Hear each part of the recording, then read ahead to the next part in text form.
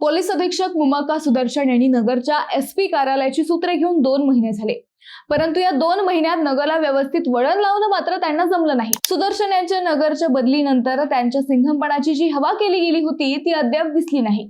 नगर जिल्ह्यात आजही गँग वॉर, वाळू व मुरुम तस्करी, गुटखा तस्करी, अवैध धंदे यातून सर्रास गोळीबाराच्या घटना घडताना दिसत आहेत। सुदर्शन नगरला आल्यापासून 2 महिन्यात 5 वेळा गोळीबाराच्या घटना घडल्या। 1 जुलै आणि 2 जुलैला सलग 24 तासात 2दा गोळीबार झाला। या सगळ्या घटना पाहता सुदर्शन यांना बिघडलेल्या नगरला वळण लावणं खरं जमणार नाही का हा प्रश्न पडलाय। गेल्या 2 दिवसात श्रीरामपूर गँगवॉरचा भडका उडालाय, तर संगमनेरला वाळू व मुरुम तस्करांनी थेट उपसरपंचावरच गोळीबार केलाय। नगर रक्तरंजित झालंय। नेमकं काय चाललंय नगर जिल्ह्यात हेच आपण या व्हिडिओतून पाहणार आहोत। नमस्कार, मी अद्वैता आणि आपण पाहत आहात अहिल्यानगर लाईव्ह 24, नगरी राजकारणाचा परफेक्ट अनालिसिस। 2 मे रोजी मुमक्का सुदर्शन यांनी नगरच्या पोलीस अधीक्षक पदाची जबाबदारी घेतली। त्यापूर्वी जिल्हा उडता पंजाबच्या वाटेवर चालला होता। राज्यातील सगळ्यात मोठा जिल्हा असलेल्या अहिल्यानगरला वळण लावायला खमके पोलीस अधिकारीच मिळाला नव्हता। ज्योतिप्रिय सिंग, कृष्णप्रकाश साहेब, संतोष खाडे साहेब या अधिकाऱ्यांनी नगरला काही प्रमाणात वळण लावण्याचा प्रयत्न केला, परंतु पुन्हा नगरमध्ये टोळ्या सक्रिय झाल्या। पोलीस दलातच खाबुगिरी करणारे व आरोपींशी संगनमत करणारे अधिकारी कर्मचारी तयार झाले।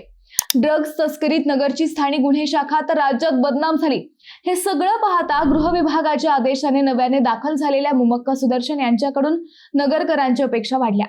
सुदर्शन साहेब तरी नगरला वळण लावतील व दोरीत वागायला भाग पाडतील असं बोललं गेलं, परंतु ते नगरला जॉईन झाल्यापासून गेल्या 2 महिन्यात नगर जिल्ह्यात 5 वेळा गोळीबाराच्या घटना घडल्या। मुरुम व वाळू तस्करी, अवैध धंदे, ड्रग्ज, गँगवॉर, गुटखा तस्करी, भेसळ अशा सगळ्याच बाबतीत नगर जिल्ह्याने गुन्ह्यांचे वेगवेगळे रेकॉर्ड तोडले। गावठी कट्ट्यातून गोळीबार करण्याच्या घटनेंचेही नवीन रेकॉर्ड झाले। त्यामुळे आता तरी सुदर्शन यांनी जिल्ह्यातील गुन्हेगारी टोळ्यांचा बिमोड करावा अशी नगरकरांची अपेक्षा आहे। 7 जूनला अहिल्यानगर संभाजीनगर महामार्गावरील जेऊर परिसरात पूर्व वैमनस्यातून कोयत्याने हल्ला करण्याची घटना घडली। या प्रकरणात हवेत गोळीबार केल्याचेही सांगितले गेले। त्यानंतर 9 जूनला श्रीरामपूरला गोळीबार झाला। शिवसेना शिंदे गटाचे पदाधिकारी प्रशांत कहाणे यांच्या गाडीवर अज्ञात हल्लेखोरांनी गोळीबार केला। सुदैवाने त्यात कहाणे बचावले। त्यानंतर 13 जूनला पारनेर तालुक्यातील वाडेगव्हाण येथे जमिनीच्या वादातून राडा झाला। एका कुटुंबाला बेदम मारहाण करण्यात आली, त्यातही गावठी कट्ट्यातून गोळीबार केल्याचे सांगितले गेले। आता 1 जुलैला संगमनेर तालुक्यातील मालुंजे येथे उपसरपंचावर मुरुम तस्करांनी गोळीबार करत त्यांच्यावर तलवारीने हल्ले केले। संगमनेरच्या घटनेला 24 तास उलटत नाही तोच श्रीरामपूर शहरातील पूर्वावाल नगर येथे भर दुपारी 25 वर्षीय युवकावर गोळीबार करण्यात आला। त्यानंतर त्याच्यावर चाकूने हल्ला करत त्याला गंभीर जखमी करण्यात आले। गेल्या महिनाभरातील या 5 घटना पाहिल्या तर नगरकरांचं संरक्षण कोण करणार हा प्रश्न उभा राहतो। संगमनेर आणि श्रीरामपूरची घटना अगदीच ताजी आहे।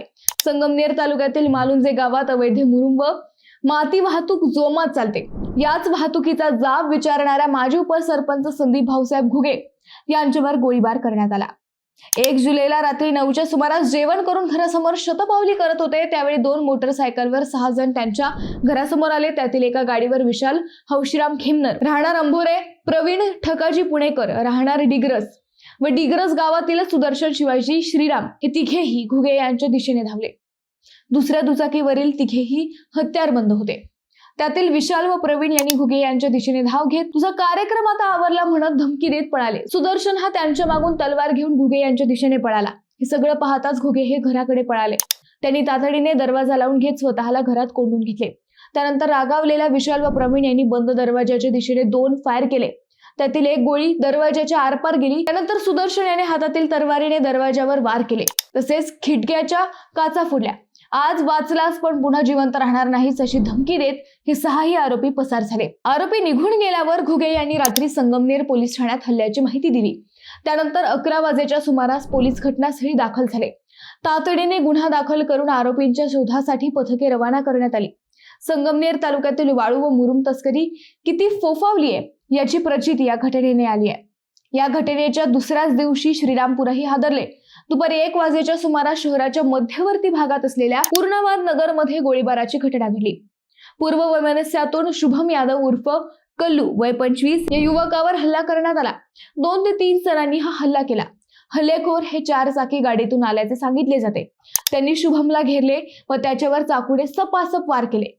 एकाने शुभमच्या पोटात गोळी मारली. हल्लेखोर पूर्ण तयारीत आले होते. कलू हा या हल्ल्यातून कसाबसा वाचला आणि पळत सुटला. कलू मुळा प्रवरा रस्त्याच्या दिशेने पळत होता. रस्त्यातील एका बंगल्यात तो शिरला. त्याने दरवाजा आतून लावून घेतला. त्यानंतर तो बंगल्याच्या दुसऱ्या मजल्यावर गेला आणि तिथे स्वतःला कोंडून घेतले. हा प्रकार घडला त्यावेळी त्या बंगल्यात महिला एकटीच होती. अचानक घडलेल्या या प्रकरणामुळे तीही घाबरली. त्यानंतर हल्लेखोर पसार झाले. जखमी शुभमला प्रथम साखर कामगार रुग्णालयात व त्यानंतर अहिल्यानगर येथील खासगी दवाखान्यात हलवण्यात आले. जुन्या वादातून हा प्रकार घडल्याचे प्राथमिक तपासात समोर आले. पोलिसांनी काही ठिकाणचे सीसीटीव्ही फुटेजही मिळवले आहेत. या प्रकरणातही पोलीस आरोपींचा शोध घेत आहेत. आरोपींचा शोध घेण्यासाठी विशेष पथके रवाना करण्यात आली असून परिसरात मोठी पोलीस बंदोबस्त तैनात करण्यात आले आहेत. भर दिवस झालेल्या या गोळीबारामुळे श्रीरामपूर शहरात भीतीचे वातावरण निर्माण झालं असून पोलिसांकडून सर्व बाजूंनी तपास सुरू आहे. गेल्या काही महिन्यांपासून श्रीरामपूर असुरक्षित बनत आहे. गोळीबार, हल्ले, टोळीयुद्ध, वाळू तस्करी, अंमली पदार्थांची तस्करी, नशेची इंजेक्शन्स यामुळे श्रीरामपूर अचानक चर्चेत आले आहे. या सगळ्या प्रकरणाचा बीमोड कधी होणार हा प्रश्न सामान्य नागरिकांना पडलाय. मित्रांनो, नगर पोलीस कायदा व सुव्यवस्था राखण्यात अपयशी ठरते का? तुम्हाला काय वाटतं हे आम्हाला कमेंट करून नक्की कळवा. शिवाय व्हिडिओ आवडला असेल तर चॅनलला सबस्क्राईब करून व्हिडिओला लाईक करायला विसरू नका.